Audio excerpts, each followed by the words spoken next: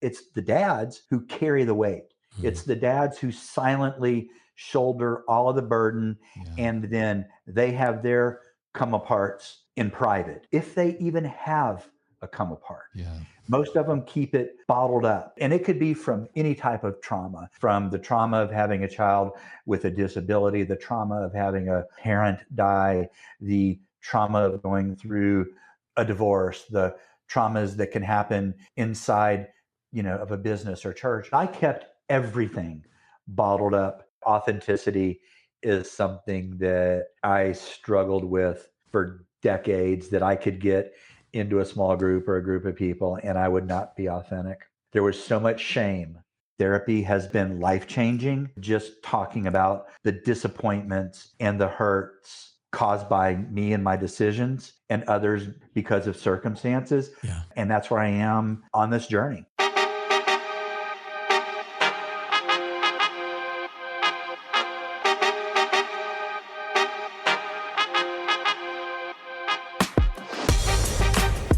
Hey everyone, welcome back to another conversation with your friends, Rhett and Justin, right here on the Armchair Authentic podcast, where we're stewarding our stories, our conversations, and our relationships in a way that serve you by having real conversations about real life with real people. Now, Justin and I could not be more excited about today's conversation because we are taking it back, folks. That's right. Over 2 decades ago, there was a man who is very integral in both of our lives when it comes to our relationship with God and giving us our first opportunity for platform ministry. So without further ado, here's our conversation with our friend, David Berry.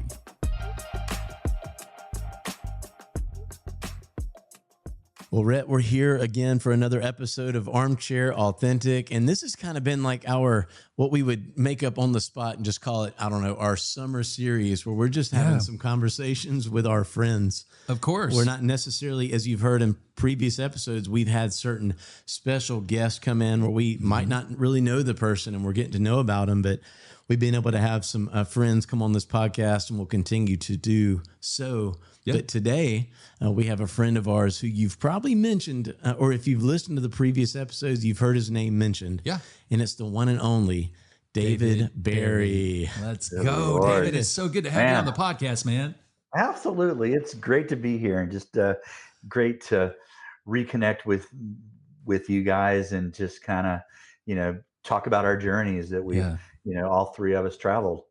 Yeah, absolutely. And truth be told, I know you and Justin have reconnected and had some intentionality there because, you both live in the same city, for crying out loud.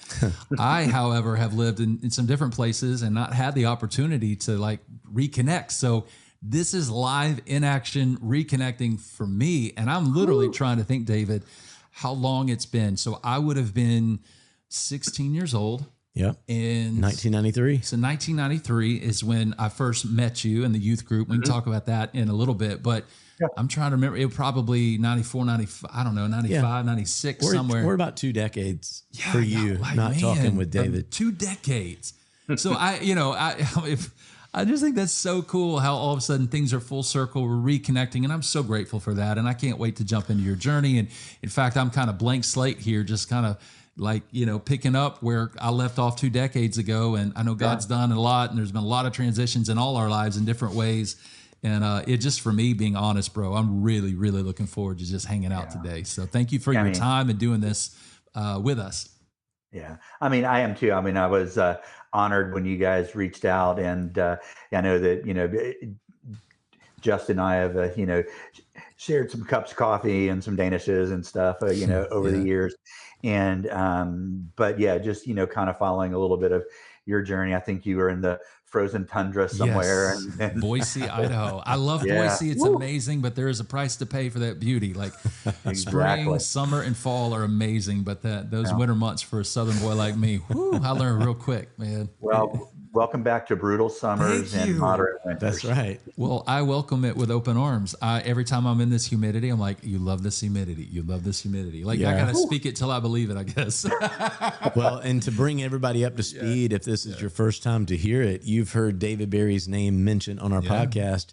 Really, even just some episodes ago, we were talking about our first chance where we were given an opportunity on a stage, and we just thought, man, it would be really cool to have David just to reminisce, and he have his coffee against, at his table, we'll have ours, and we'll look at each other on this video conferencing that we're doing right now to actually see his handsome face, his mug. He's, I mean, in two ways, mug face and mug coffee. Yeah. But so getting everybody up to speed, David, you played such an impactful role in our lives in a very formidable years with me. And just because it's cool for me to tell this story, this is now kind of putting, the voice to the name that we've said, because it would have been, even before that, I'll go back further. I used to go to this gym at Parkway Christian Academy all the time because it's the school that I went to. And we used to we lived in these apartments where I could walk home and I could walk to the school. So me and Rhett were literally like the gym rats. We were always there. And I remember one time, it was almost like it became more exclusive because they attempted to do this deal at Parkway where you had to have like a membership to go into the gym. And David, the first time I remember meeting you is you were youth pastor at Parkway, but you were kind of also over the Family Life Center. Yeah. And I remember I would have to go in there and show my name tag that showed my proof, and I would put it back in the little filing cabinet. And you were kind of the gatekeeper before we could go into the gym. Do you remember that? Yeah. I mean, it's like I probably wasn't the youth pastor at that point, because when I was first hired there, they were building the Family Life Center, and I was basically hired to be, I don't know, kind of like the recreation director, kind of like the cruise, kind of like the recreation director on a cruise ship. My job was to it was to organize activities, schedule events, schedule the school time to do the basketball practices and volleyball, practices. And then, when the school was finished using the gym and on weekends and so on, it became a little bit like a YMCA. We tried to mirror it after some of the very successful, church recreation centers in the Birmingham area. There were some that were really successful over at Dawson, Shades Mountain, and a few others. And that was my job. But on the other hand, kind of my claim to fame was, I was a gatekeeper. If you didn't have a badge, then I got to engrave it, misspelled a few names and messed up more than I care to imagine. But in my role with the school, kind of, scheduling things there, and then was the elementary school just absolutely adored me because you know why? I was a guy that had the keys to where the balls were kept. Oh, yes, you were. I was nothing to them except that's the guy that can get to the balls. So you can unlock that closet and you can just let it roll. Those were some fun times. And then of course, went on to coach soccer and so on. And then, after a few years, was kind of the, interim youth director. And then when a couple people left, it's kind of like, I was just the logical choice to step in, and then also gave me an opportunity to work a little bit more in the high school as kind of the chaplain and coordinating, chapel services, and of course able to bring a little bit of a different, guest lineup and so on as speakers to kind of just broaden, the student body's, exposure to, to a wider spectrum. Sorry, I said that before, of just, speakers and backgrounds. Yeah. So now, thinking back on that, being a student in the school, I didn't go to the church that you were affiliated with at that time, but I do remember you would come up, you would schedule different speakers, and But I also remember, I've mentioned before in podcasts that I played soccer all the time. And I do remember now that you say that, like you were a goalkeeper. Am I remembering that right? In college or high school or whatever it was? Yeah, both. Yeah. Yeah. This guy's got a memory, like it blows my mind, all the details he can remember. I'm like, I don't know what I had for lunch today, It's like I was talking to someone the other day, and it's like, I will remember more about those days than I'll remember what happened 2 weeks ago. Yeah. It's it's just, and please don't ask me to remember your names. I've got them written down here. Oh, bro. Hey, so are you from Birmingham? Where are you originally from? No, Okay. I was born in Virginia. Okay. Spent a couple years in the Carolinas. Okay. Then my father got cancer, and then we moved to St. Petersburg, Florida, when I was 4, and then we stayed in Florida after he passed away. Gotcha. So I was there till kind of the end of college, and then had some connections in Birmingham through Bob Smith that brought us to Birmingham. Okay, got it.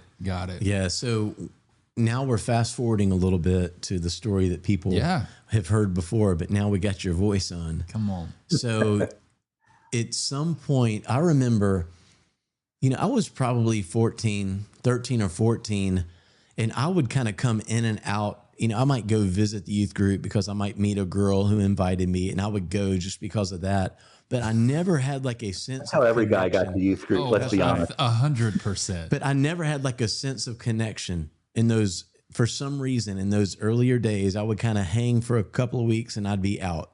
I would know you because you might teach Bible at the school or run the chapels, but I never really got to know you. But I do remember seeing something different in you because I just know it was around 1993. Once again, another girl invited me, and I came in April of 93, and there was something I was experiencing different in the room. I don't know, that's your story to tell, and you might not even know, but I just know there was something different with you, and I was receiving from you in a different way. I was connecting with the youth ministries, the youth group that was there. They were different. There was an inclusivity that I hadn't experienced before, to the point they all invite me to a beach trip that you had organized. And we went to a place called Blue Horizon. Panama City Beach, Florida. Panama City Beach, Florida. I was not on that trip. And David, I had zero expectations on that trip other than girls are going to be there and it's the beach and we're going to have a great time. And I can remember, and once again, I got to kick my memory in here. I'll do it. July 12th through 16th. That was the week that we went.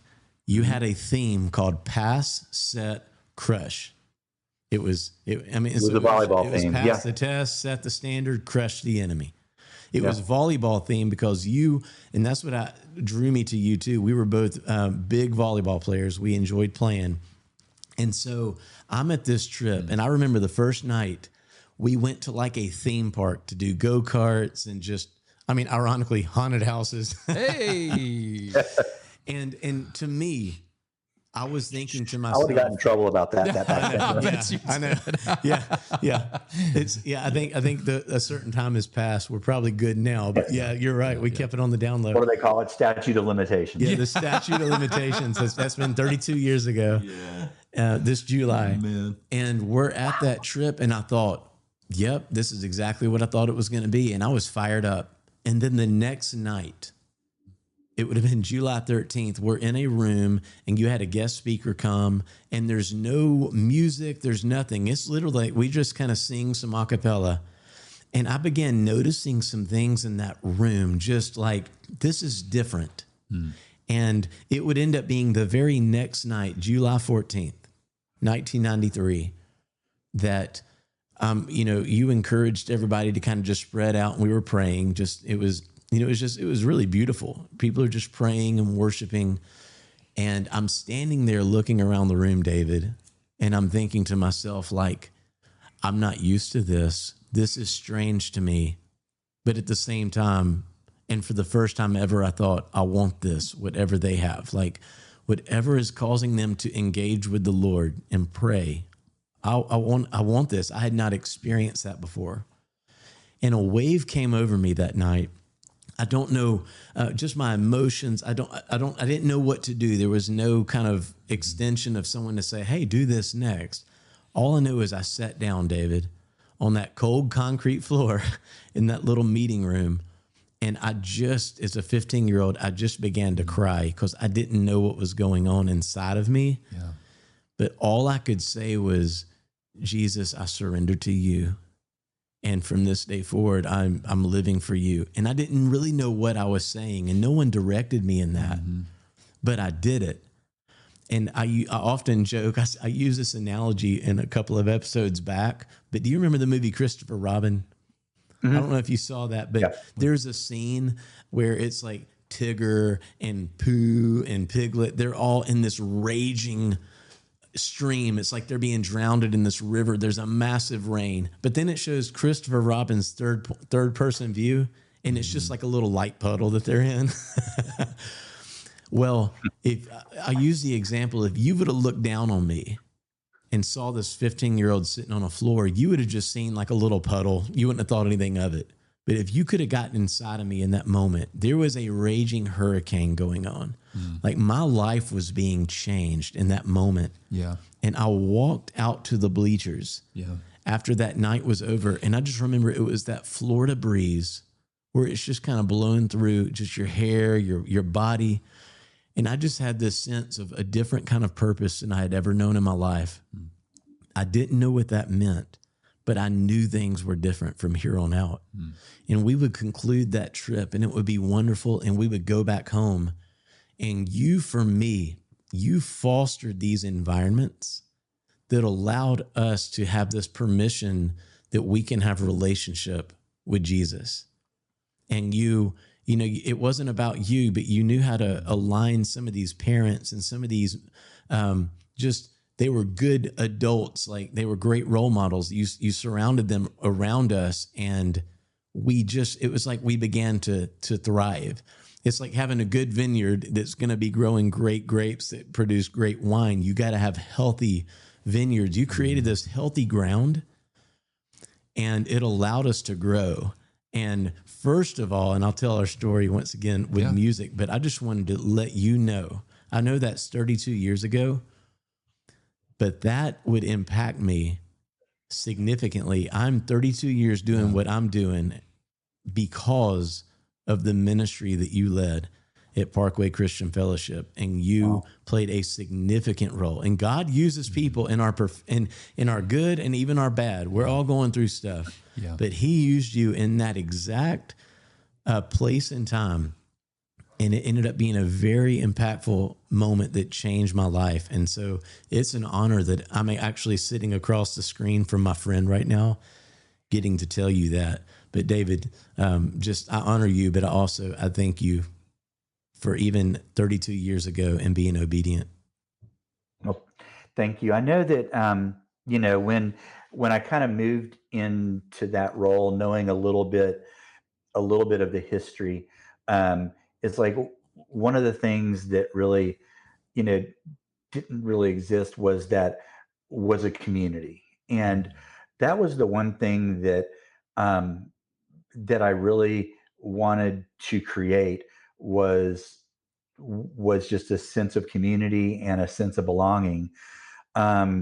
Because, when you look at, on the surface, I am, it's like, I'm not a theologian, I'm not a singer, I'm not a worship leader, all those things that I'm not the greatest speaker, but one of the things that I really can do is to bring people together and put them in a position to grow, to develop, to become, the best person, that they are.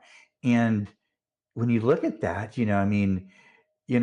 fast forward to what I'm doing now at the large nonprofit that I work for, that's still a little bit of the role that I play as the director of marketing and communications, is to put people in a position where they can succeed. And and I remember that those trips were, they were, always fun because, I brought in guest speakers and brought in guest singers. We went back with, we brought in Ben Pasley when he was doing a lot at the time, and, Wow. and brought in a couple of others. Yeah, I hadn't thought about that name in a long time, but I just remember how, how good he was, and just a little bit of, the home that we gave him. And that was the one thing that we wanted to create there, was just, everybody's welcome. Yeah. And you don't have to be perfect. You don't have to, have it together, but just come and find community. And then in community is where I found that relationship grows. Yeah. And that was, and I know that's a strong, premise in a lot of the churches around around the United States and the world, about, being better together. And the whole purpose of small groups is you need that connection, because you can't do it by yourself. And again, I always just like to kind of, for lack of a better thing, it's like I like to stir the pot and then get out of the way. And that's a lot of what those trips and even our services were, was just come in, speak for 15 minutes, and then just stir it up and see where it goes. I love what you just said there, David. I don't mean to interrupt you, but I can so relate to that. I just want to jump in, stir the pot, get out of the way, and watch it go. I love that. I can just relate to that. Everything you just said is so rich, and we could begin to talk leadership and a lot of different things there. But Justin, you guys did a good job setting that up. And so, because this is a dual role, conversation, I want to insert kind of my story into getting us to a place that we can build upon. So I'm grateful you mentioned Ben Pasley, because, Justin and I grew up in the same apartment complex. We met when I was 8, he was 7. We did a lot of stupid together. We'll just leave it at that. Things we shouldn't do. Dads who were single, working, jobs and working very hard to provide for us. But man, this was the 80s. We were like, hey, y'all just go out and figure it out. Stay out till the lights come on. And when lights come on, go home, and that's kind of how we hung out and stuff. And so there was this different seasons. My dad had me in and out of church between Huffman and Cathedral. These are some different churches. It was never Parkway. But my best friend went to the school over there, right? And so it was 6th grade for me.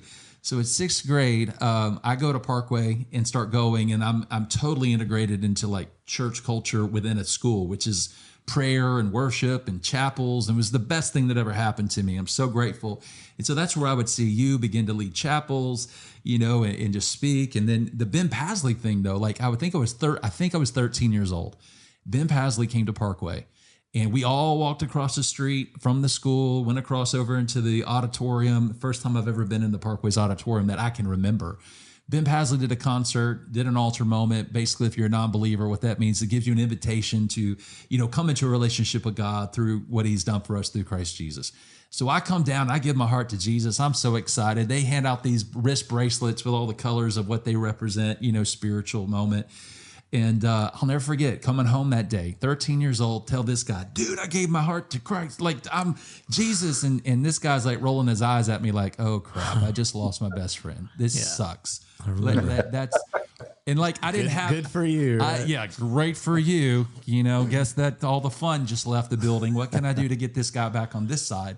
Great, you're going to heaven, but let's live like hell a little bit before we get there, right? There you go. And so no, we didn't know how to communicate it that way, but that's kind of what it was, right? And so although my faith was secure and I believe what Christ did, my life didn't line up because I didn't have the relationship, I didn't have the community, I didn't have everything that you were creating that I didn't know you were creating at the church. And so all that to say, so I went back into some bad habits and everything. So this guy goes to that beach trip he just mentioned for a girl, comes back with Jesus, like completely transformed. I'm like, dude, where were you when I was 13? Like, come on, man, And so you guys were doing I don't know, we call them revival nights. It's just it's extended. It's outside of a Sunday where everybody's kind of gathering and just, prayer, worship, togetherness, right?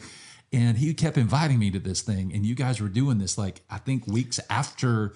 Every day, Monday through Friday, Yeah. 11 a.m. and another one at 6 p.m. at different houses and different rooms. Yeah. So Justin invited me to these things, and I was 16. I was out doing what 16-year-olds do who have their own car that, The purple lights under 'em. Yeah, purple, all this stuff. Woo!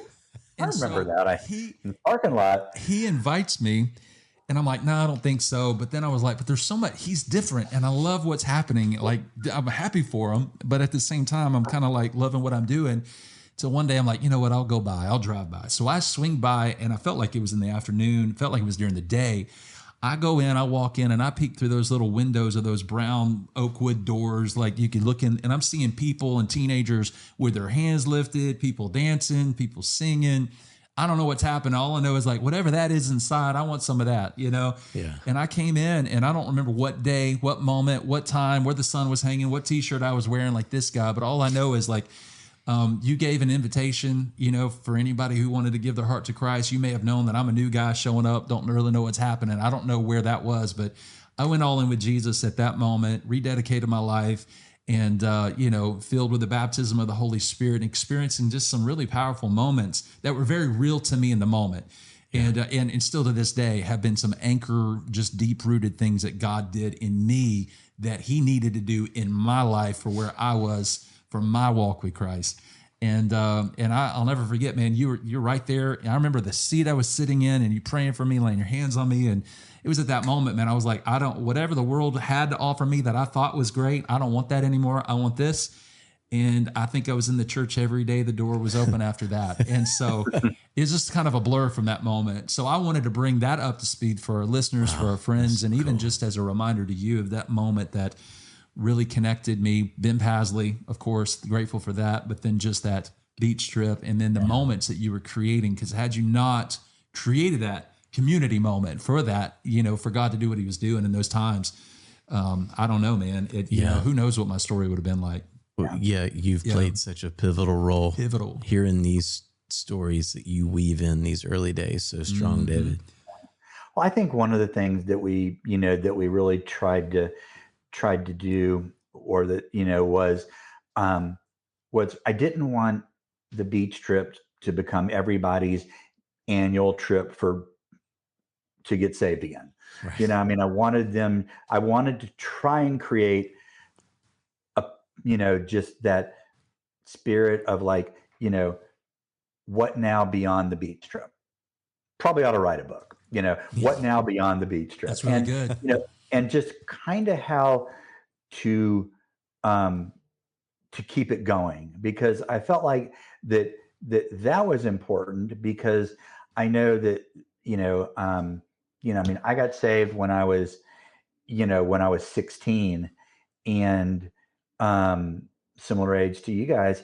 And I just remember wanting to, that, like, I had realized that my life changed kind of in an instant, because I was, a lot like, the typical 16-year-old. The car didn't have blue lights on the it. lights underneath. But I did have a blue Ford Maverick. Yay! And Nice. Yeah, and an 8-track player.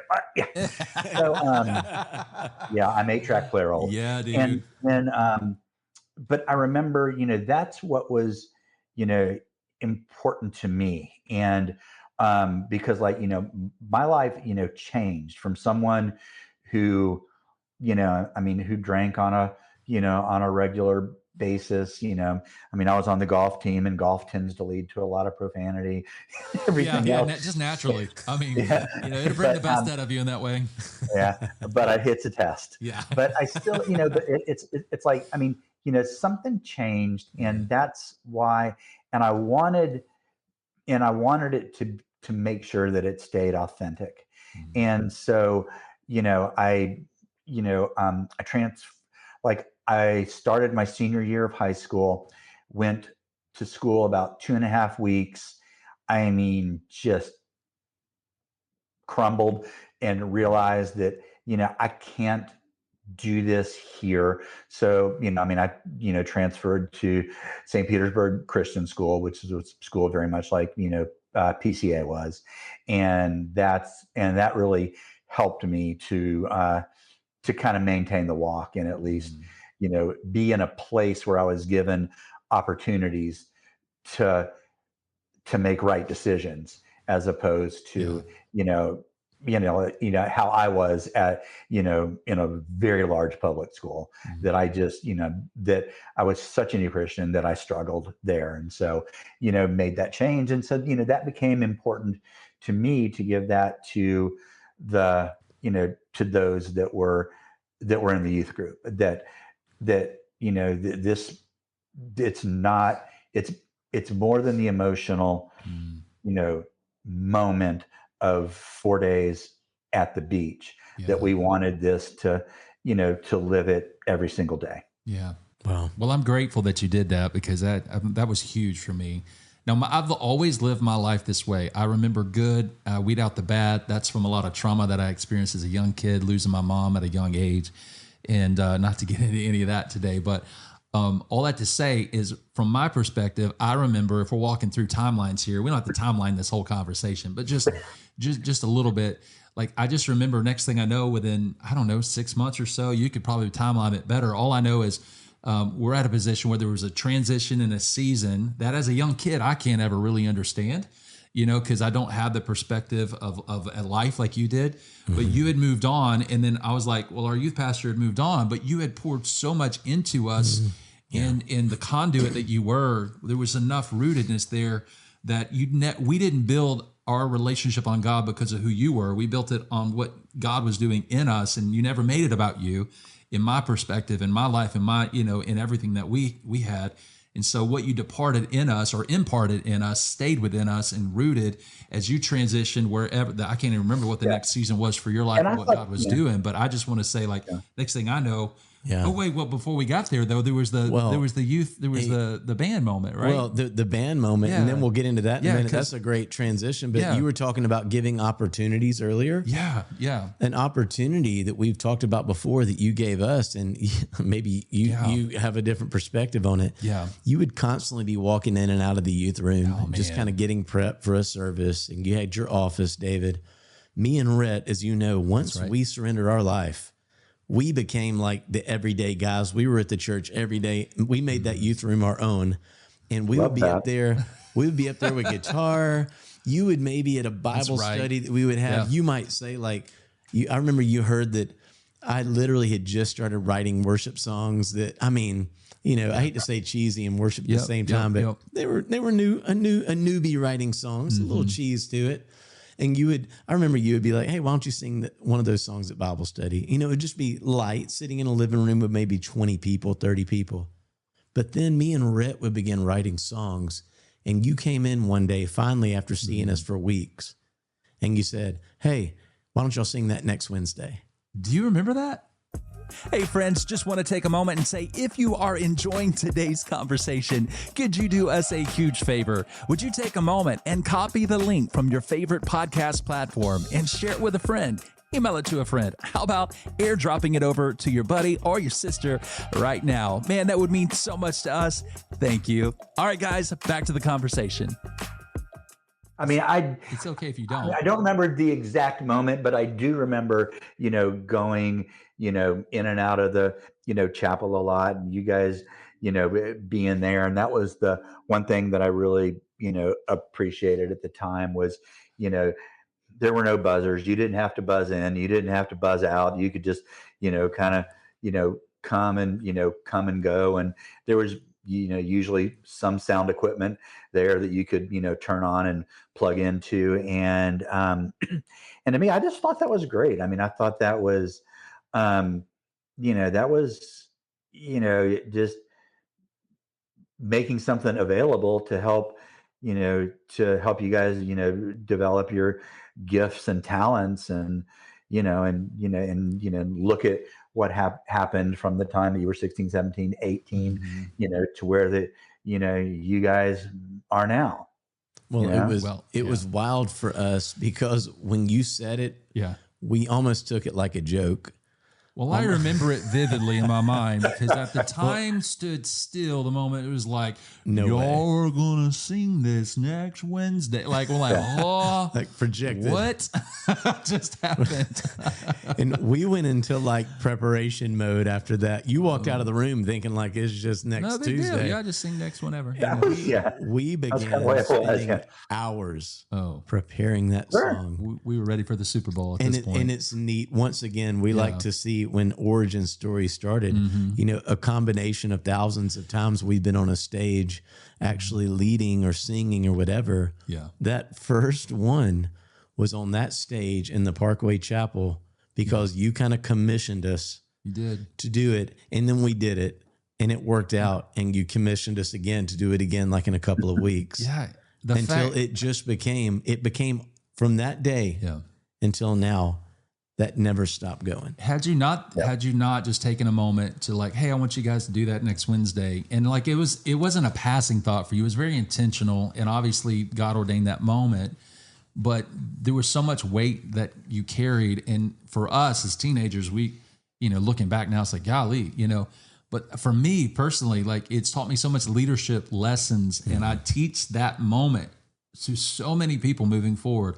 Pastors, leaders, team members, volunteers. It's like, you know, we got to give people opportunities, even if they're going to fail. In which, you know, thank God we didn't fall flat on our face. That could have happened. I'm glad it worked out. This would be a different story. But I mean, like at the end of the day, it worked out. But it was a catalyst moment for the giftings, the talents, and the treasure that God has put in our heart and has developed to this day. And the things that we've done. And had you not given us that moment, I'm not quite sure where things would have ended up. I mean, God could still move and work for sure, yes, but like it was just... He is your obedience in that moment. And that's why when Rhett was telling this story a while ago, that's why it was just a few months later. There you go. You had announced that you were planting a church. Whether it was announced or not, I don't remember. Was that what happened next? Is that I just remember you had shifted. Okay, gotcha. You had shifted and we had these attachments of, wow, you kind of, it's almost like you revved up the engine for us. And now it was like, wow, David's just announced. It was just announced he's moving on. And there was the process of how do we move forward? Us. I feel like, and me and Rhett, I mean, just, we've been together so long. We never had that. It was always that sense like, I think we're supposed to be here. Yeah. But God, where's he going? I'm going to go with him. But oh my gosh, we're here. Yeah. But it was a grieving process, but yet a beautiful process for you. But it was grieving because the big brother that had really spoken life into us and kind of got it going. It was almost like evangelistic. You moved to your next assignment and here we were there. I mean, and what happened right after that, I think was, you know, I mean, it's really funny. I mean, I don't reflect back on those days a lot, mainly because, you know, when you throw in, you know, 1990 and 1991, you know, that's when you had the birth of my son, Isaac, who was born at 27 weeks. He had a grade 4 intraventricular hemorrhage. He was septic. He had seizures. And just remember, you know, hearing often in those first couple of days, you know, of his life that, you know, you need to, you know, when you leave at night, go ahead and say goodbye because there's a good chance he's not going to survive. And I remember, you know, and those were times, but also I found so much comfort in that 90, 91, 92, 93 time of working with the youth, because it was the kids who honestly, you know, ministered to me a lot more than I ministered to them. I mean, I remember, I can't find it because I lost the box, but there was a picture of, you know, I mean, good Lord, it was early 1990s J. Crew. It was like everybody I mean, there was about 25 people, you know, at my house. I think Isaac was, you know, maybe, needless to say, he, you know, I got to say good morning to him, you know, every all the time during that. But, he was like 9 months old. And, it was the first time. I mean, we didn't let him around anybody. He never saw a nursery till he was 2 years old. Let's be honest.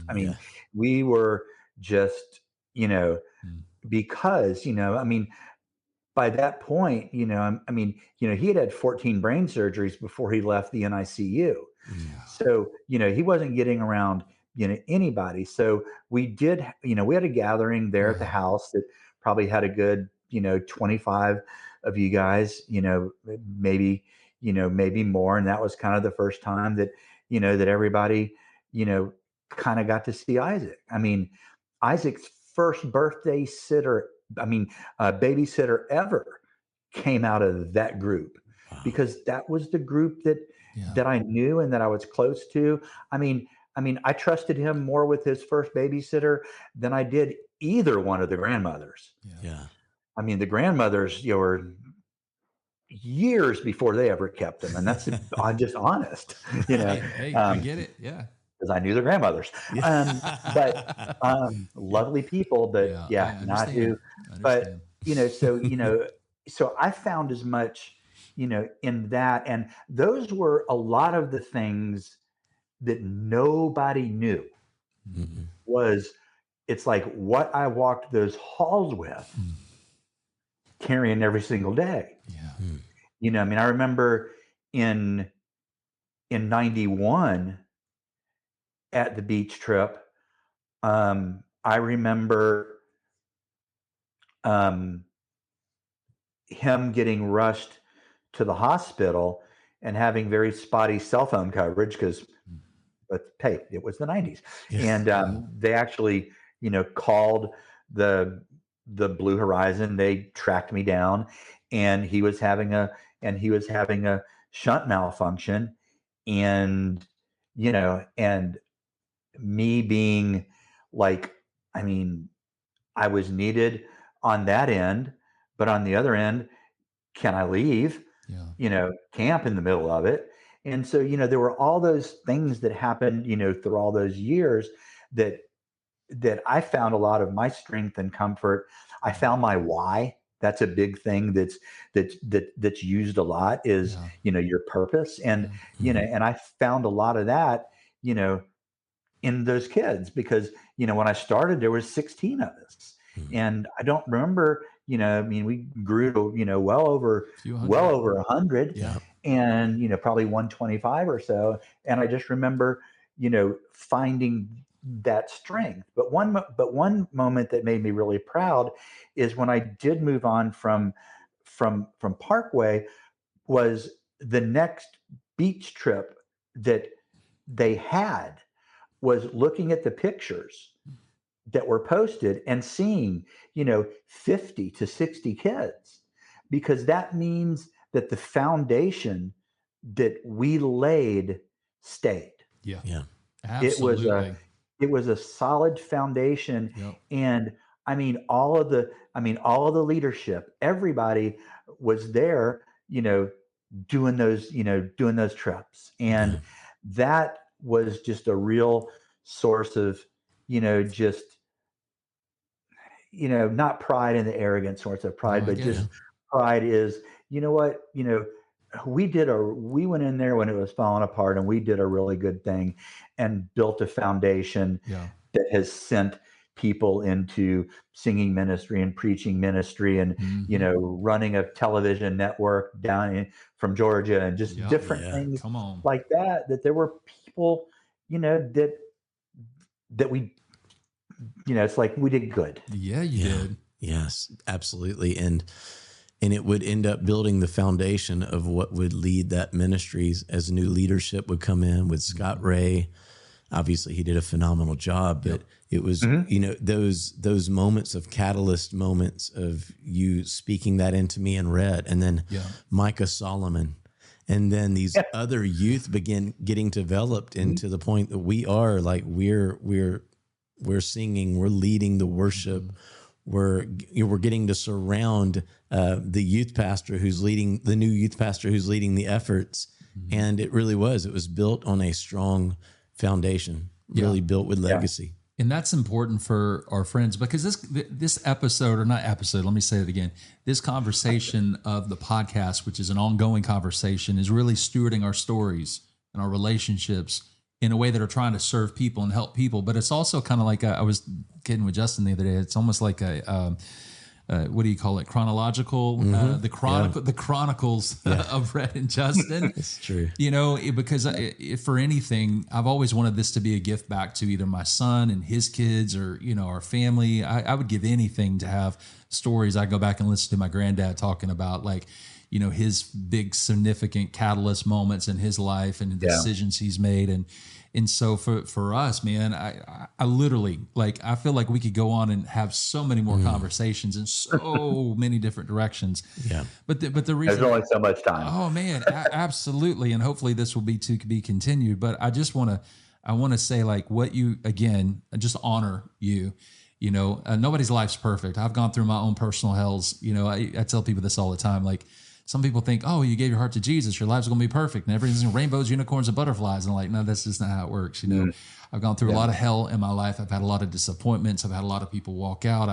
I've made bad decisions, things that I've had to go through in my own personal journey, things that I've shared, some things that I will share later on this ongoing conversation. But all that to say, though, I do want to just say, man, in those moments of time, I just want to honor you and say thank you for your obedience. Thank you for your faithfulness. Thank you for the pain that you walked through and the decisions that you made to create those moments and those togetherness and the opportunity for just God to minister to this broken little kid who needed love in a way I didn't know I needed love. I literally, like, God puts the lonely in families. He took this little kid, and I'm grateful, no offense. Like, love my dad. He did the best that he could, but I was missing a spiritual family. I was missing some things. And you and the whole team there just did a phenomenal job creating those moments. And I want to say thank you. And I want to take this moment to honor that. And it's just, I'm grateful, man. I'm grateful. And so thank you. Yeah, dude. One of the biggest pleasures of my life, because you and I have a lot in common, because my father passed away when I was 5. Mm-hmm. And so I was raised by a single mom who after he passed away, had her own issues and so on. And so I recognize that, and that was just it's in our basement downstairs, we had a lot of kids spend a lot of nights in that little pit sofa. Yeah.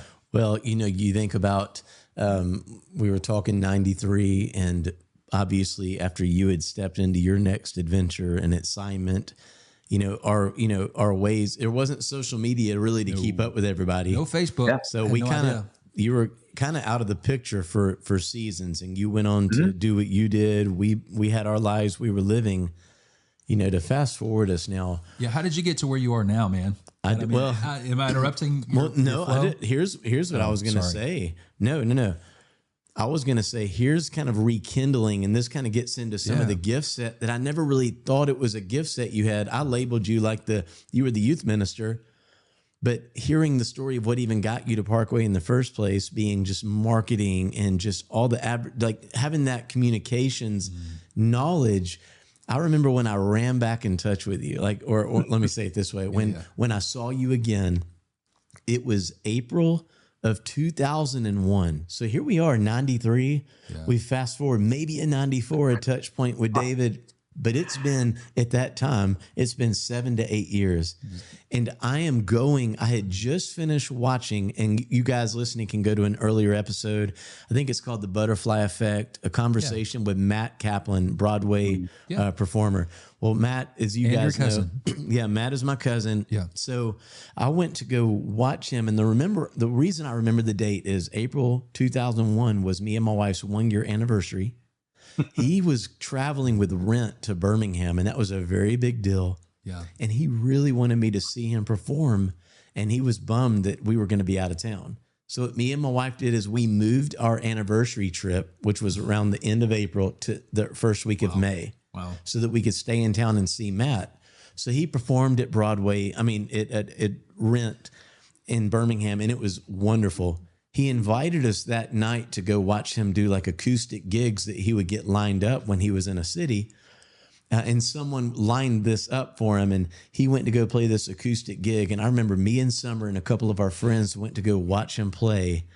And one of the guys there was none other than David Barry, who evidently I found out was the guy who brought all these acts in the Broadway shows. So you worked for years for the Birmingham Broadway series, and it was like the Birmingham, or it wasn't even just Birmingham, it was like America Broadway too. Yeah. And you would bring these acts in, and when I ran into you that night, it was like I don't even know how to verbalize it. It almost messed me up. Like, wait a minute, you're supposed to be in a youth group somewhere, and here you are. Why aren't you wearing a 5-button suit with loafers? What in the world?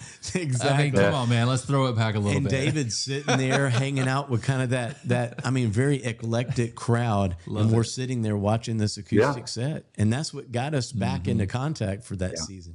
So tell me about that was my what Broadway got you day into there. that. Say that That's again, what I call it.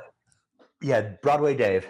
Broadway that was kind of my Broadway nickname through just a lot of the, because I mean that was actually the first year that I worked with, in that field, and like the very first show that I ever did was Phantom of the Opera, and talk about a steep learning curve. I mean that's like, and then in that first season was Rent, and it was the very first time that Rent had ever come to Birmingham, and Rent was still a relatively new show. It was very popular in New York. It did cover some subject matter that was a little controversial for Birmingham in 2001. But of course it packed out too. Huh? It packed out. Of course, every it was show sold too. out. It did. I mean, we surprised everybody, and just the how it sold, and the following that it had, and then running into, and that cast was arguably the best traveling cast that show ever had. I mean, most of those people that were in the traveling cast went on to play their exact same roles on Broadway. In some cases, the guy that played Roger and Mark, and Mimi, and all of them, they all went on to play those roles on Broadway, not just like one and done, but for years. Oh yeah. And to be able to work with them was great. And then Matt being a singer-songwriter, and I was told that by the press representative for the show. And so I was like, well, let's do something. So, we put together, an event that would be kind of very Rent themed, that covered the issues. The area was a very inclusive engagement, and it was just a blast. It was. Yeah. So how in the world? And then running into you guys was bonus. Yeah, and that was really cool. And Rhett too. What was neat is kind of like full circle. I remember when Matt was in town at UAB and all that story. I was there. Well, if you fast forward it, if you go back to '93, what David wouldn't remember is before I went on that beach trip, Matt was actually in town, and he had just that June gotten me into guitar. And he taught me my first 3 or 4 chords. Yeah, I remember that. And I remember I brought Matt with me. We went to some event, like we just went out for a youth outing that you took us on. Me and Matt were in the back of the church van playing our guitars. You wouldn't remember that was the Matt Kaplan that you're talking about, but he came and visited your youth ministry. Had no idea, and that's that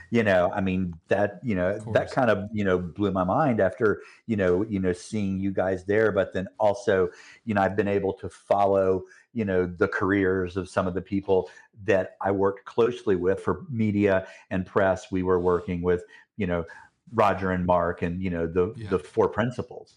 But when I look on at that and seeing Matt Kaplan, and then I know that later on he came back with a guy named Aaron Tveit, and they were in a show together, and it was just Well, small world. So how do you go from pastoring a church to running Broadway musicals like this and bring it in town? That's what people are asking themselves right now. Like, what in the... Hey guys, Red here. Just want to take a moment and say thank you to every single one of you who have taken the time to follow us on social media. Now, if today is your first time to join us for an episode, man, we want to say welcome, friends. It's so good to have you with us. Could you take a moment, look us up on Instagram or Facebook? You can find us there at Armchair Authentic, or you can go on over to X, find us there as well at Armchair Auth Pod. That's Armchair Auth, AUTHPOD. All right. Now back to the conversation.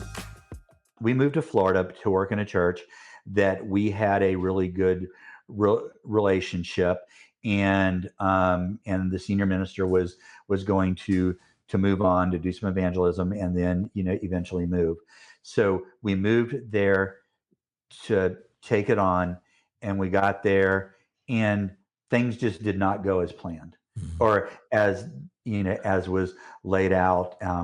He ended up, not necessarily, he hung around, which you guys know. Oh, yeah. In church settings, it takes a really special congregation to let someone go and then hang on to the new person, but then also for the person who either retired or left to stay out of it. And I think of some, I know that Frank Barker here, that was at Briarwood Presbyterian, did a terrific job at that. I know Chris Hodges just recently stepped aside, and it seems like that transition is seamless. And that was kind of the goal, but that did not happen. And we got down there in a world where we had no relationships down there. And then right when things started to kind of get a little sidewise, this is, I was married at the time, and we were really close, family friends of a lot of people there. A lot of people you'll remember Marcia, a lot of them. Yes. And then we got down there, and we were, kind of plodding our way through it. And then in the middle of it, her father, who had been a missionary in Africa for 50 plus years. Matter of fact, she was born and raised there. Yeah. She spoke 5 languages before she ever spoke English. And so he got a brain tumor. And at the time, and then he moved in with us because we had a 1-level house, it was the typical Florida house, flat as a pancake, tile everywhere, to where that when he was using his walker, he could, could navigate it. And so that took so much of our time and so much of our attention. And that was just about the time that Isaac quit having brain surgeries every 3 months or something. So we had just turned a corner with him, and we're like, we can breathe. But we couldn't. And then, so, he lived with us for about 1.5 years, before he passed away. And then when he passed away, we were 1,000 miles apart. We were 1,000 miles apart with no one to talk to. We didn't have a pastor.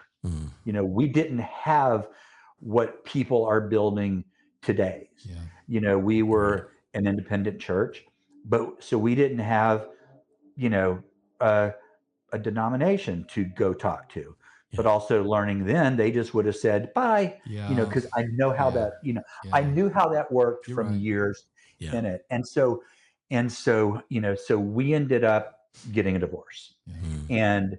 And out of that, I knew that I had relationships. I knew that I had connections here that I could come and, and find a job. So, I, relocated to Birmingham in late 1990 and applied for a job. I'd been to one Broadway show in my life when I applied for that job. Which one and was they it? were like, you've never seen this. What makes you qualify? And I'm like, well, for the last, 8 years, my job has been to put butts in seats. in another area. Yeah, exactly. So I said, I'm really good at putting butts in seats. Yeah. And that's how they hired me. And What was your? I'm curious. What was the first musical you've ever seen or saw? the first one I ever saw was Miss Saigon. Okay. Oh, wow. And I saw that in late 1990. No, Wow. late 19. No, excuse me, late 2000. Okay. Yeah. Wow. It was the first time the show had come here. I went to the show, and I grew up in Florida. If you say theater in Florida, most people think of Showboat Dinner Theater. Yeah, I mean, or that's Disney right. World Yeah. or something. Yeah. oh yeah, at least Disney World has talent. Yeah. But Well, David, I do have to say that, man. you know, just even with you mentioning just that really tough stuff you guys went through. Yeah. Man, Marcia is so precious. I mean, just was such a, I mean, just even in the youth ministries, she was, I mean, just very encouraging. she was great with the girls, and to this day, we're still really good friends. Yes. We had Isaac in common, and I think we'd been divorced about 4 to 5 years, and we were just talking one day. We were trying to make plans for Isaac to come up to Birmingham. Shout out to Southwest. They had the best unaccompanied minor program ever. If you're looking for a sponsor, That's great. hey, I'll influence. Nice. But but we were talking, and she's like, she goes, in looking back, because she had remarried by then, and she goes, you know what? She goes, we were much better best friends than we were husband and wife. Wow. And so to this day, we still, we have spent some Christmases, I've gone down to Florida and spent Christmases there, Thanksgivings, her mother just passed away, earlier this year. She was 102. And there were times that, her mother would be like, when is David going to come down and visit? I need someone to hang a picture. Yeah. Do I remember correctly? Traveling handyman. Well, I was so young, but do I remember her coming to do little chapels at Parkway and singing and stuff? Did she sing? Yeah. She did. Yeah, Man, she was I think beautiful she was voice. A beautiful voice. Yeah. Okay. Yep. Yeah, she had she had a really good voice. She did some of the vocal competitions of the day. She won Teen Talent and everything else. She encouraged me and Rhett to actually record our first album, and we never ended up doing it at that time. But she met with us one time. Yeah. I remember at the end of one of our youth nights, and she said, "Hey guys, we got to get you guys recording an album." And I had never thought of that in my life. And it was that even Marcia. possible? It was it was Marcia who said that to me. Yeah. And so another seed That's planted. surprising. So it at some point, let her know that you're on this, so we can give her a shout out. Marcia, we love you and so grateful for you. And then and one more shout out I got to give is to my man Isaac. Me and Isaac have been able to hang out a couple of times, David, when you've come into town. Oh man. And we've enjoyed us some, as you said earlier, coffee and pastries. And I love Isaac so much. So, hey, buddy, I wanted to give you a shout out too, because he's not only an amazing miracle and just an amazing man, but he's also my fellow Crimson Tide fan. Oh God, are we so going shout out to my Alabama boy, Yeah, he is. Isaac. So Well, I hopefully I'll have the opportunity to meet Isaac and have some Isaac's coffee with him as smooth. well. That'd be amazing. I'd love that. Yeah, we can. Let's set up a lunch or I'd something. love to do that. Chips and salsa. So that's a love language. for real. we're there. Yeah. Chips, salsa, cheese dip. Let's go. Yeah, but So you're doing the Broadway. but Go ahead. but with him though, he remained, very, his spirit was always good, even with all that he went through. And even, last year, we had 3 brain surgeries in 3 weeks, and, he spent a month in the hospital. And, when you're a year old, it's a lot different than when you're a 30-year-old. And so, but he's always maintained the greatest spirit. His musical taste has changed. It used to be, a lot of worship music, Highlands worship, things like that. Now he's gotten into the Christian rock thing. And oh my God, it's like, he owns about 800 t-shirts, and 799 of them are Christian rock bands, a lot of which harder than I ever listened to. But it's but it stayed deep with him, and throughout everything. Shout out to him. Yes. When mine didn't, his faith really stayed strong, and turned out to be an amazing young man. And then a lot of that was that little kid that that ran around the chapel, that ran around. Oh yeah. Because I remember one year we went to, he was at a youth retreat. He did not, Blue Horizon was not good enough for his standards. Or anybody's standards for that matter. I don't know why y'all chose that. Was that on purpose? There was Can we talk about that for a second? Like, you do all things well, but really, like, that was a questionable call. It was all that was available. Hotel, man. Is that the only thing that was available every year, or it was like pretty much? I mean, it wasn't. It wasn't until did you not have a budget and pastors were like, you just find the cheapest place on the planet? What was it? No, I mean, my budget was what you guys would pay for a trip. So to get anything with a lot of two in a room that wasn't bunks with air stuff, the trips would have been. I mean, we tried to keep them at 125 or so as opposed to 350. So we have a lot of people listening from different parts of the country, and we have something in the South called cockroach in Florida. They just grow them at a different level. I mean, like you could put them, you could spray it with bug spray, and it's still just gonna. It's like, no, come on, you got anything better than that? Let's go. My wife's summer. You step on them, and they're still like, hey man, I'm still half alive. What you guys lack in accommodations, we made up for in food. Yes, you did. Yeah, and that's true. And let me just add, Summer, my wife would have. Place. She's so with you, Rhett. Oh.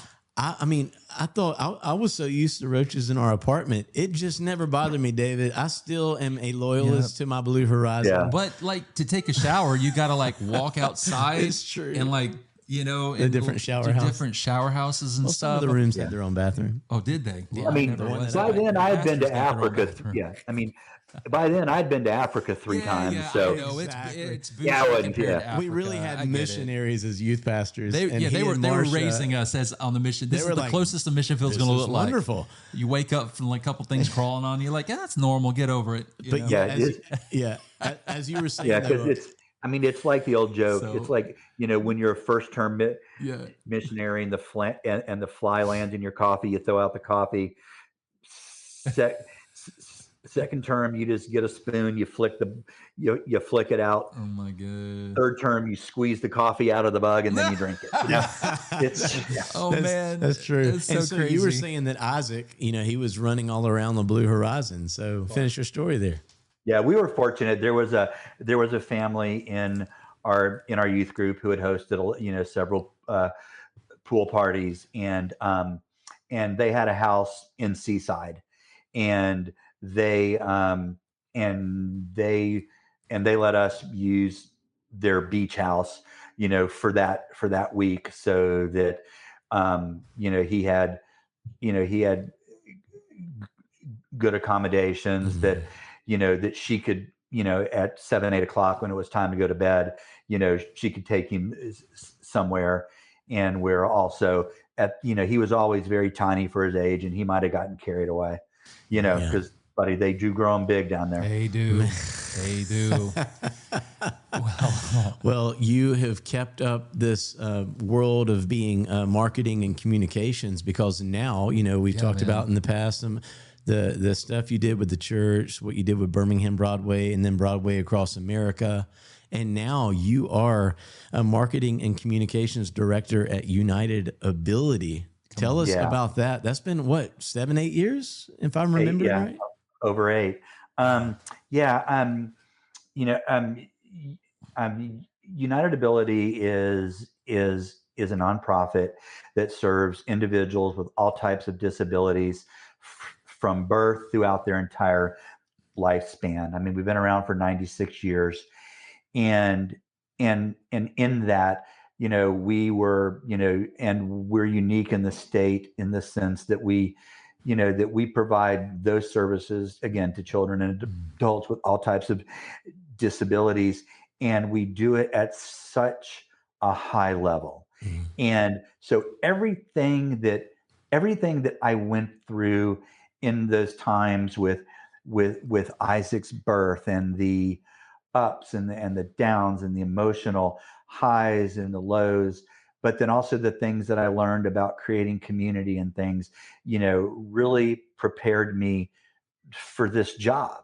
Yeah. And, and so, I get to work with a lot of our families. And Mhm. so, I can sit across from them and, instead of just hearing their story, it's like, I've been there. I Mhm. mean, they told me that he would never walk, never talk, that he would be blind, all of these things. And yet, he surpassed, all expectations. Yes, he has hydrocephalus. Yes, he has cerebral palsy. And he is, um, by standards, intellectually disabled. But, I mean, Justin's had conversations with him. He doesn't Yep. come across that way. Oh my gosh, he's And brilliant. and so one of the things that I did 7 years ago in realizing is that I started a dad's group, because when families have someone who is born with a disability, and people usually the first thing that they ask is, well, how's the mom doing, how Yeah. how's the child doing, and nobody ever asks the dad, Mm. hey, how are you, because it's the dads who carry the weight. Mm. It's the dads who silently shoulder all of the burden, Yeah. and then they have their come aparts in private, if they even have a come apart. Yeah. Most of them keep it bottled up. And the reason that I can say that, and it could be from, and it could be from any type of trauma. It could be from the trauma of having a child with a disability, the trauma of having a parent die, the trauma of going through a divorce, the traumas that can happen, inside, of a business or church or anywhere, that when I was growing up, and especially in the church, you couldn't show weakness, Yeah. because it's Right. like I said, there was nobody that I could go to. Mhm. And that ended up really causing a lot of problems in my life. And so when we started this dad's group, we started with 4 people. We had burgers at Baja Burger Come on. in Hoover. And shout out to them, really good burger. Yeah. It Yes. really And, is. So you know, good. flash forward, we don't really advertise it. It's just kind of word of mouth, but we have about 60. And it's just a great forum where dads can just talk, where they can be real, where they can be angry if Yeah. they want to be angry, because they're having a hard time with ADRS, so they're having a hard time navigating the school system with with waivers and individualized education plans, all of those things. And so we've created a safe place, to coin a phrase, what happens in dad's group stays in dad's group. Yeah. And that's what we do, Yeah. because if not, you know dads will eventually melt down. Mm. And um and I never really realized that, because I kept everything bottled up forever. I mean, I've had 3 meltdowns in my life, Mm. and the rest of it I just kept bottled up inside. It A lot of that drew me away from church. Mm. Didn't grow me necessarily, didn't grow me away from relationship with Christ, but it drew me away from every outward sign of that, from attendance to Mm. to everything. And I remember one time, um visiting, um visiting a church, and I just remember sitting on sitting in the middle of the congregation. And I mean, that was one of my 3 meltdowns. I mean, Mm. I started crying and I could not stop. And I had to get up and leave and get in my car and drive away. And I just remember getting up. I mean, I was devastated. And it's like, and I just remember walking past all these people who were just, kind of looking at me. And I was just like, and I had to go. Yeah. And so that was, that was a little bit of a cathartic moment for me. But um, but it's helped me to this day to, to talk to dads, to talk to other families. And within our dads group, I mean, after 7 years, we've had 9 children pass away. Oh, And we had 3 last month. man. That was, that was hard for me to process because, all 3 of those kids, some of the kids that passed away, I really didn't know, we didn't work with, but 3 of them, I intimately knew their families.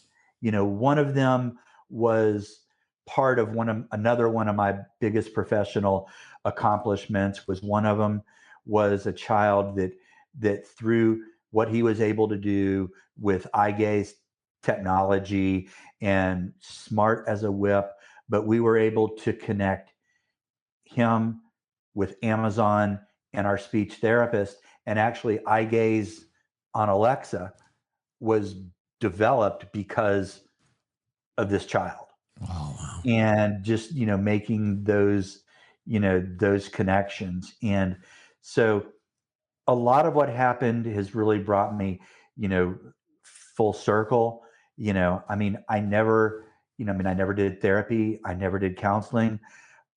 This last year and a half of doing therapy has been life-changing, because a year and a half ago, I would have politely declined. Yeah. Talk. I said, yeah, we can meet for coffee or lunch, but I would have politely declined even doing this as,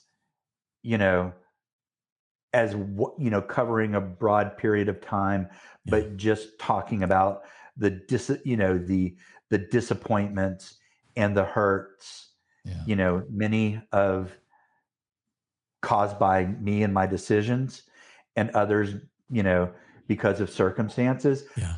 But I still had to make those decisions in the middle of those circumstances that ended up, causing some pain to others. And that's where, I'm just, and that's where I am, on this journey. And where you are being able to see something because of past experience, the stuff, the hurt, the wounds, just everything combined, how that's been shaping your story, that you were able to recognize in this moment. It's bringing these men together. You started our conversation saying, I never really looked at myself as a pastor, a minister, or this or that. I was a connector. And what weaves through this entire podcast is, David, connection's huge. If we don't have it, we wither up and we dry up and we die. And you have a specific role in the body, if you will, of people. And it's that you're a connector, and you have seen this need and you have filled this need with these dads. And even as you're listening to this podcast right now, we would have just finished Father's Day.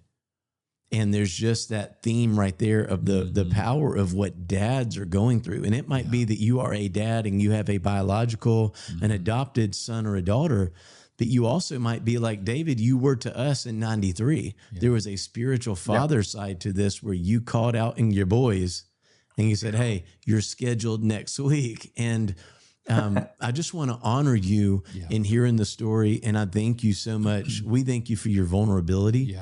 To actually open up, because what you just said, it's reaching ears right now who are hearing this saying, I'm in the middle of, you said, it's about being perfect. You couldn't expose the weakness. And that is a common thread that we see that people and ourselves went through in certain days. And there is a thought that you have to carry this load. And I hope the invitation is there when people hear this. First of all, in general and in broad, is men, find that person, find that group to connect with where you can actually get some of this stuff out and find out that you're not alone. And then specifically with you, David, you've given the past 8 years to United Ability, and you are ministering to these men. You're being a connector to these men. And what I wanted to say to you as we wrap up is to give you first that chance of what United Ability does. And can you give some contact of people who are going through some of this, or they might not even know of certain options?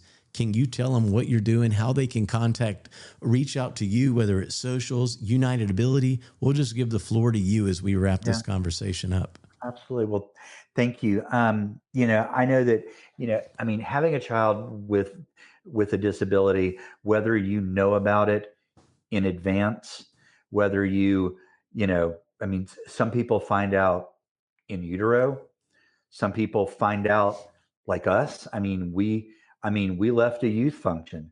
We went to Baker's Pizza, right down this road from Parkway. Wow. And we had a pizza thing. And we got home, and Marsha's water broke at 7 months. And we went to the hospital. And it was like all hands on deck with bells, sirens, and whistles. So sometimes you find out in utero, sometimes you find out at that moment. Other times the diagnosis doesn't come till later in life. And, with, like you see with, with autism or intellectual disabilities, sometimes it's an acquired disability through a traumatic brain injury. But the thing to know about United Ability is there is nothing that we have not seen and that we have not encountered in, let's just say even in our recent history of 25 years. Our lead speech therapist, physical therapist, early intervention, clinic director, all of them have nearly 30 years of experience. So there's nothing here that we haven't seen. And whether it's medical, whether it's physical, whether it's any type of disability, United Ability is here to serve this community. And it was out of community that United Ability was founded. There was a lady in 1948, and her son was born a few years earlier, and her son had cerebral palsy. And they were not able to find the medical treatment and the things that they needed here. So they were fortunately, they had some means, so they would go to New York to get treatment and therapy. After doing that for a few years, out of a house of faith, out of Temple Emmanuel, Rabbi Milton Grafman said, we need what you're getting in New York, and we need that here in Birmingham. Wow. So that group of people established what then was a cerebral palsy center. And flash forward from serving one child, we served nearly 6,000 children and adults last year. Our influence spread far beyond that with hosting conferences, speaking at conferences. And out of this, oddly enough, it's given me the opportunity to speak at large conferences and so on about the Dads Group, about what we do and about the vulnerabilities, because we have dads that will tell you, when you have a child that's born with a disability, all of the cookouts, all of the lake trips, all of the pool parties, everything that you got invited to beforehand, you start telling people, no, I can't go because I need to care for Isaac, or I need to do this. After a while, those invitations quit coming. Yeah. And so what do you do when those invitations quit coming? You're lost. So so that becomes your support community of moms, of dads, of families, of grandparents. We host a summer program for teenagers who are non-speaking and who all use communication devices. Think of Stephen Hawking in Big Bang Theory. They use that eye gaze technology to communicate.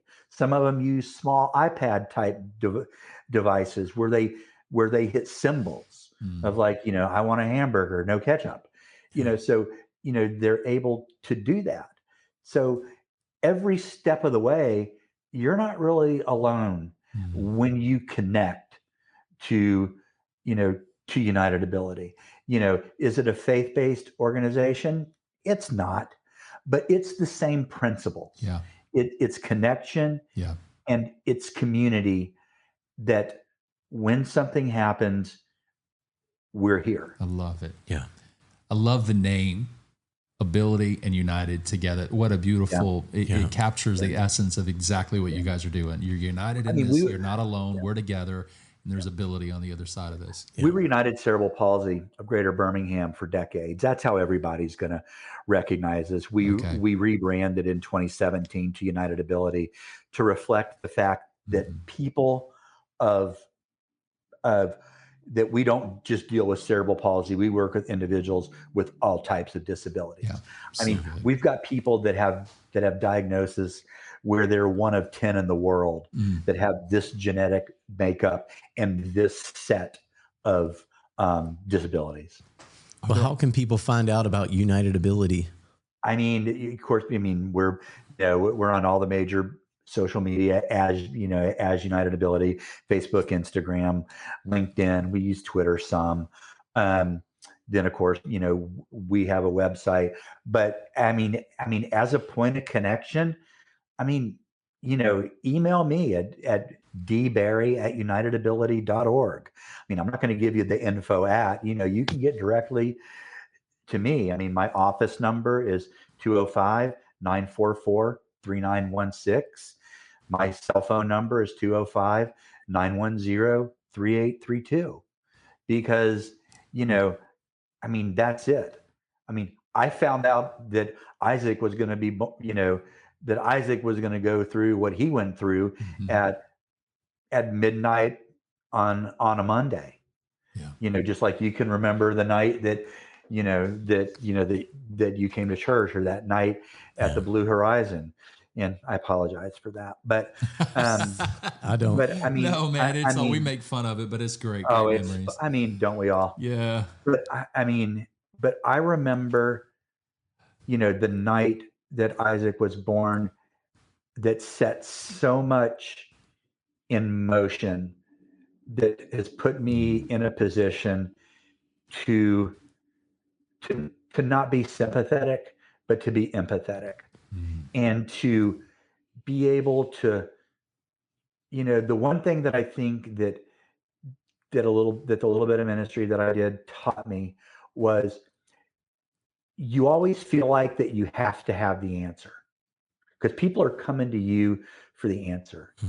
And you know what? There is no shame in saying, I don't know, but we'll find out together. That's so good. Oh, man. Yeah. Wonderfully, beautifully said. Hey, guys, this is the coffee aficionado, the cook lover, the cooking genius, David Barry. We didn't even get into some of that stuff. No, right? We'll get into that. We'll definitely get into That's that. a future conversation. Part three. For clarity, there are people that listen to this all across the world. Believe it or not, we're on every continent. It blows my mind. So, locations. Do you have to be in Birmingham to reach out to United Ability? No, or can somebody from Utah or Idaho or California, New York, reach out?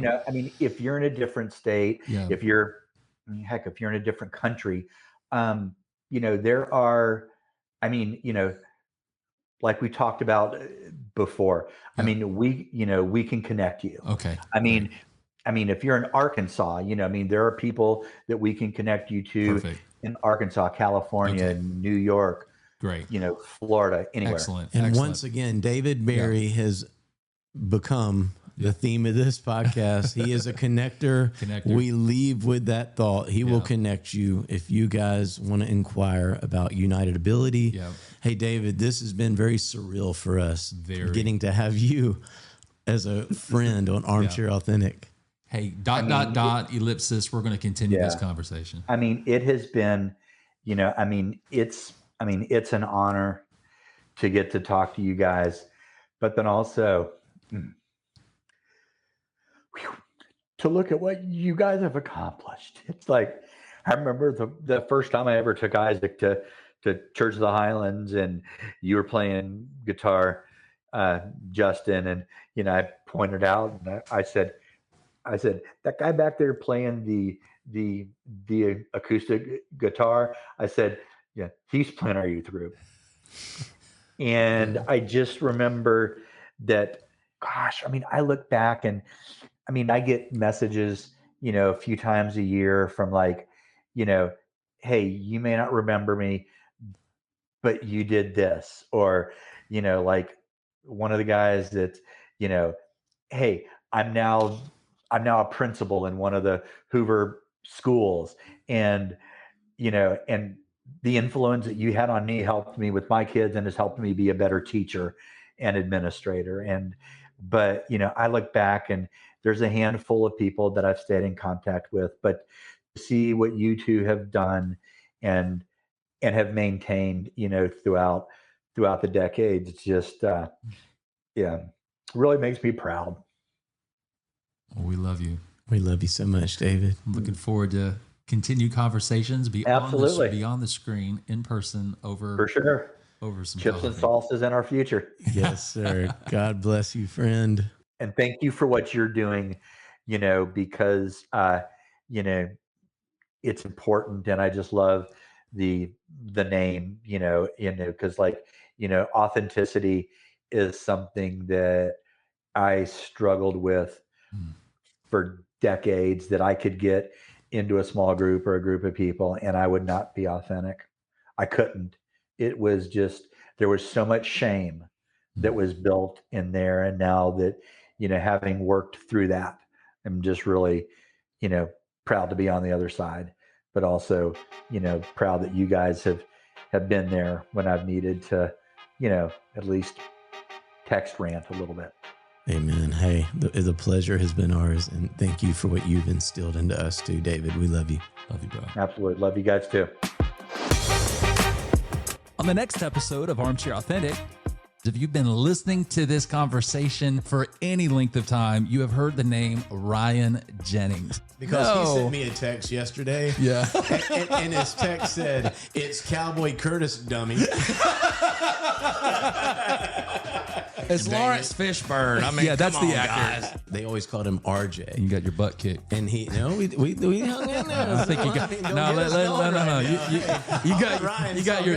The reason their team was so good, they played up to their competition. Yes. Yeah. And then after the service, you guys came down with Micah. I got to meet the three of y'all. I went to church for girls for the wrong thing, and then all the music and just this group of guys from Parkway Christian. I told myself, I said, I'm not going back to the Southern Baptist Church again. I'm not coming to this church for the girls. I'm going over there because those guys are cool and I love them. Man, we cannot wait for that conversation. But until then, we hope you have a wonderful day. Stay safe, and we will see you next Monday for a new episode of Armchair Authentic right here with your friends, Rhett and Justin. We'll see you soon.